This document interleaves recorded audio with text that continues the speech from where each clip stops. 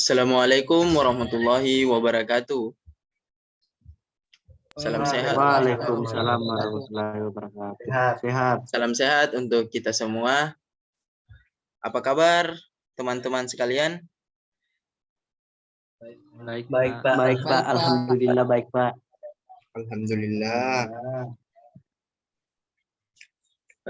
Sebelum kita melanjutkan agenda kita pada hari ini, marilah kita berdoa. Dan dari teman-teman sekalian ada yang bisa memimpin doa? Saya, Pak. Oh ya, kepada Ananda Ansarullah, saya persilakan. Baik, teman-teman silahkan belum on cam silahkan on cam dulu ya.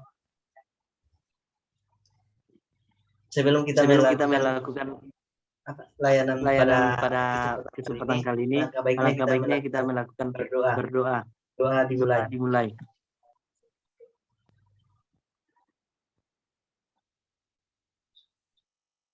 Selesai.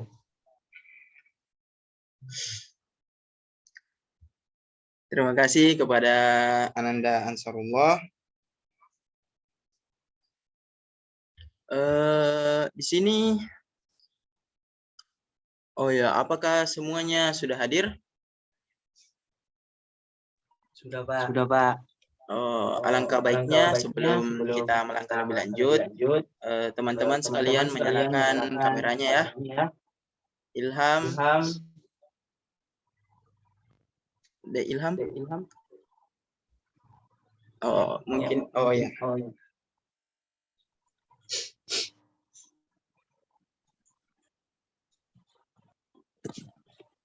Maksud dari layanan yang kakak akan sampaikan pada hari ini adalah, adapun tema dari layanan ini yakni pentingnya memiliki motivasi dalam belajar. Adapun tujuannya yakni untuk membantu para peserta didik seperti kalian untuk mendorong gairah dan semangat belajar dimanapun peserta didik berada. Dimanapun kalian berada ya.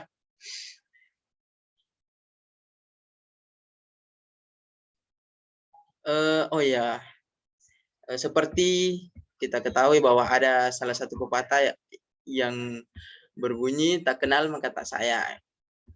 Jadi perkenalkan, nama kakak Muhammad Umar Muhlis, bisa dipanggil Kak Umar.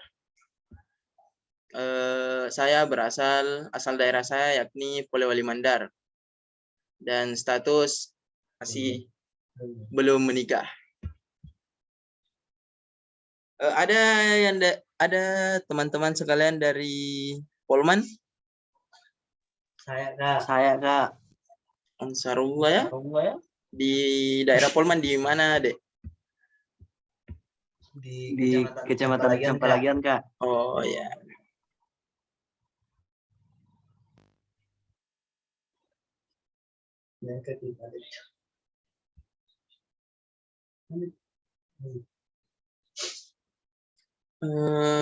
Selanjutnya izinkan kakak share screen ya.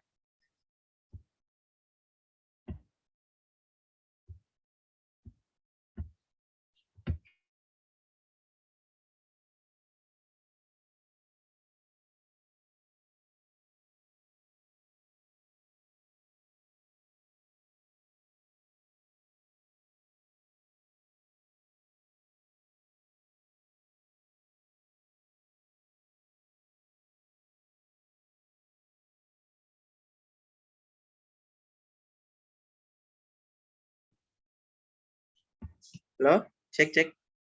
Apakah suara kakak terdengar dengan jelas? Ada, Kak, ada. Iya, Kak, ada. Jelas juga.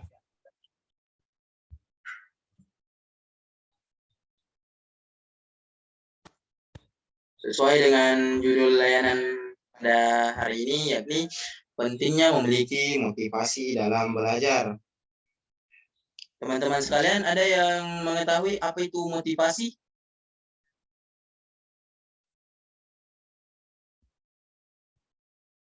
Sepertinya tidak ada ya.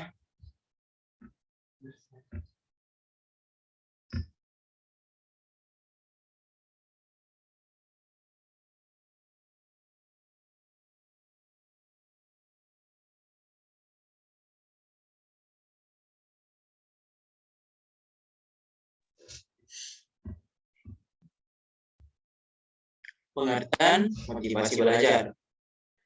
Motivasi belajar menurut Sardiman pada 2018 yakni adalah keseluruhan daya penggerak di dalam diri siswa yang menimbulkan kegiatan belajar, yang menjamin kelangsungan dari kegiatan belajar dan memberikan arah pada kegiatan belajar sehingga tujuan yang dikehendaki oleh subjek belajar itu dapat tercapai.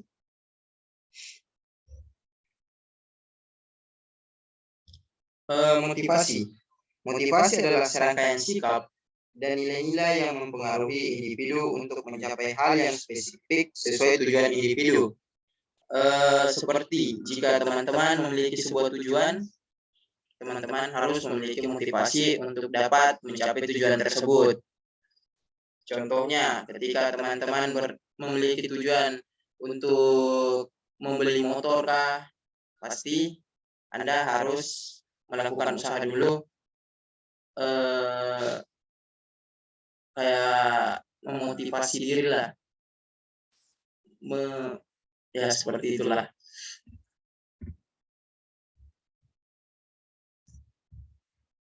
Selanjutnya, tujuan motivasi belajar untuk menggerakkan atau mengunggah seseorang agar timbul keinginan dan kemauan untuk melakukan sesuatu sehingga dapat diperoleh hasil atau mencapai tujuan tertentu. Ya, tujuan dari motivasi ini adalah untuk menggerakkan atau mengunggah seseorang. Di sini menggerakkan yakni teman-teman sekalian bergerak agar apa yang teman-teman inginkan itu tercapai, bergerak. Karena ketika teman-teman hanya diam saja, otomatis apa yang Anda inginkan, apa yang Anda ingin capai, tidak akan bisa.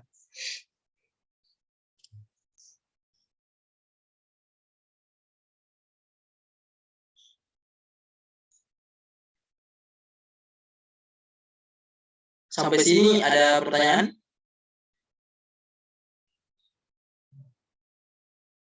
Tidak ada ya? Tidak ada, Kak. Oh ya. Selanjutnya, fungsi motivasi belajar.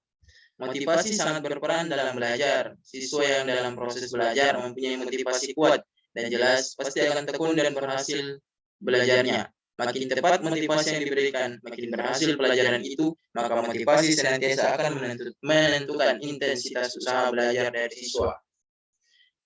Jadi, fungsi dari motivasi belajar ini berperan dalam proses belajar teman-teman sekalian. Ketika teman-teman memiliki motivasi atau semangat dalam belajar, pasti Anda akan tekun dan berhasil dalam belajarnya. Berhasil dalam belajar itu contohnya seperti teman-teman ketika ujian atau mengerjakan soal-soal dapat mengerjakannya dengan baik. Karena sebelumnya teman-teman sudah belajar dengan giat karena memiliki motivasi.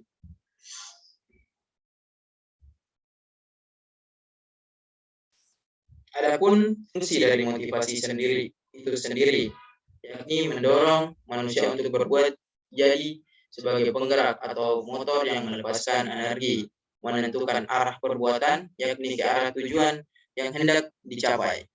Menyeleksi perbuatan, yakni menentukan perbuatan-perbuatan apa yang harus dijalankan, yang serasi guna mencapai tujuan itu dengan menyisihkan perbuatan-perbuatan yang tidak bermanfaat bagi tujuan tersebut.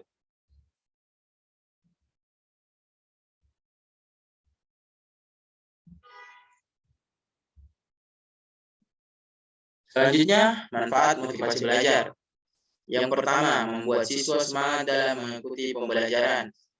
Motivasi tentu saja dapat membuat teman-teman sekalian memiliki semangat karena semangat untuk belajar, semangat untuk mencapai tujuan hidup, karena memiliki motivasi atau pendorong.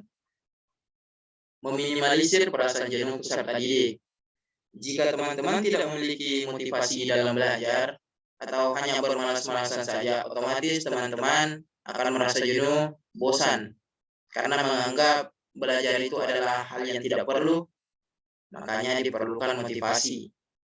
Selanjutnya, membantu siswa dalam menemukan mimpinya. Nah, disinilah Itu yang tadi saya maksud dengan tujuan hidup, yakni mimpi-mimpi teman-teman. Bagaimana teman-teman dapat mewujudkan mimpinya jika teman-teman tidak memiliki motivasi belajar?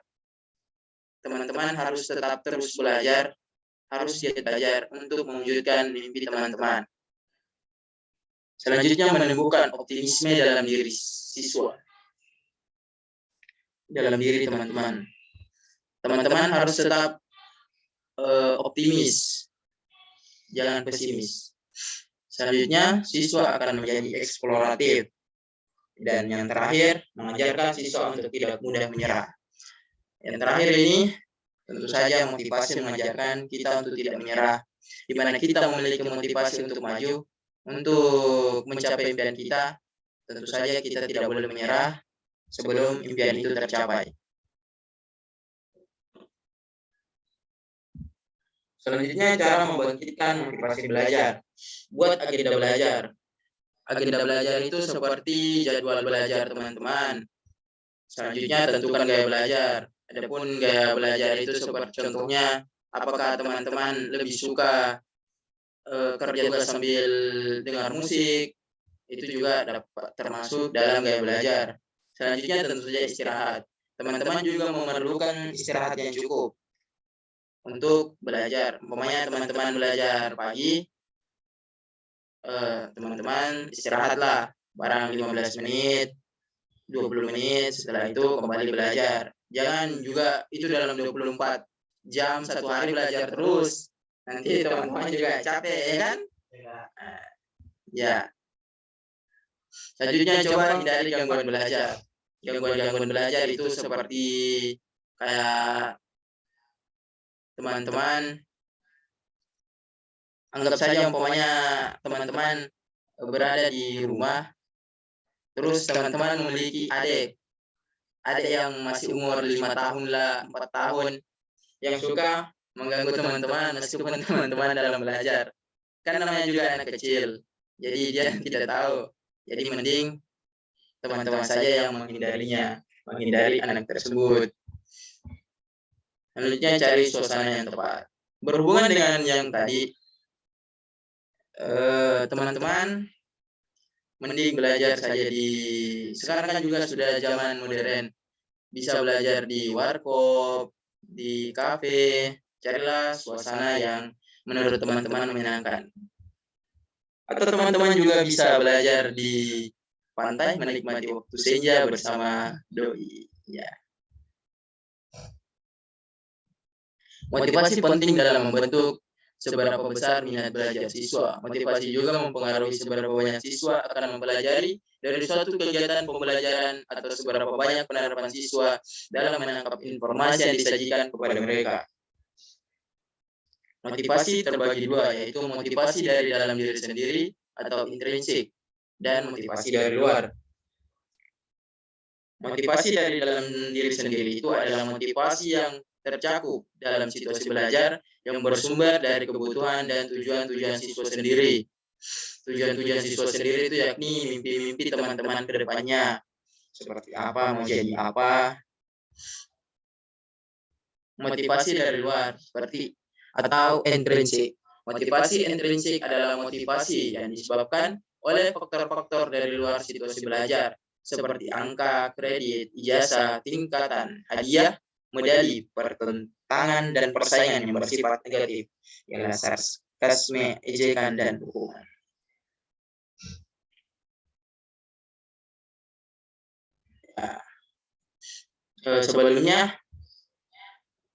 Sebelum kita melanjut, ya ini sudah slide terakhir ya. Apakah teman-teman ada yang ingin ditanyakan? Saya persilakan. Jika ada, silakan raise hand.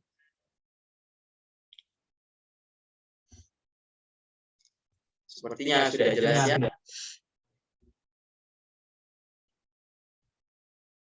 Sudah jelas, Kak. Oh ya.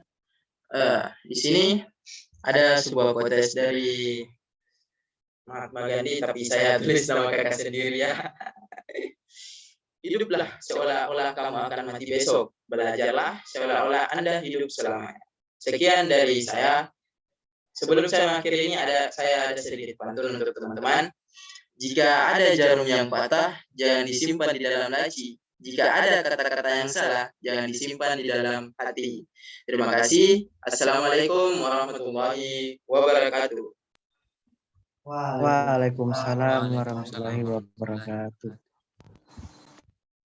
Makasih Pak. Makasih Kak. Yeah. Makasih, Pak.